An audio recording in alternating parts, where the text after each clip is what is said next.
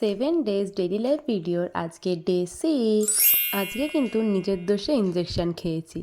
কারণ কি বলছি পরে, তার আগে দেখো সকাল সকাল ঘুম থেকে উঠে ফ্রেশ ট্রেশ হয়ে 1 কাপ চা আর বিস্কিট নিয়ে বসে পড়লাম। আর তার আগে একটু মাইলোকে আদর করে নিলাম।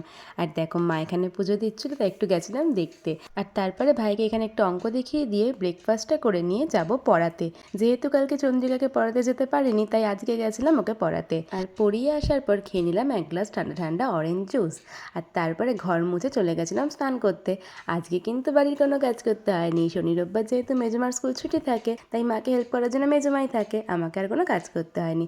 আর তারপরে স্নান টান করে প্রথমে আমি লাঞ্চ করে নিলাম, আর তারপরে মাইলোকেও খেতে দিয়ে দিলাম। খাওয়া দাওয়া কমপ্লিট করে একটু রেস্ট নিচ্ছিলাম, আর তখনই ঘটেছে বিপদটা।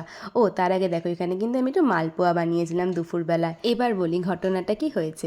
মাইলোর সাথে একটু খেলছিলাম, আর খেলার চল ওকে একটু ধরেছিলাম চেপে। আর মহারাজের সেই চাপাচাপিটা পছন্দ হয়নি, তাই নিজেকে আমার কোল থেকে ছাড়ানোর জন্য এমন লাফ দিয়েছে যে আমার গালে নখ দিয়ে লেগে গেছে আঁচড়। যেহেতু সেরকম জোরে লাগেনি আর রক্তও বেরোয়নি, তার জন্য কিন্তু আর ভ্যাকসিন নিইনি, শুধু একটা টিটিনাস নিয়ে নিলাম। যাই হোক, ভ্যাকসিন নেওয়ার পর চলে গেছিলাম সোজা হসপিটালে নদীর দাদুকে দেখতে।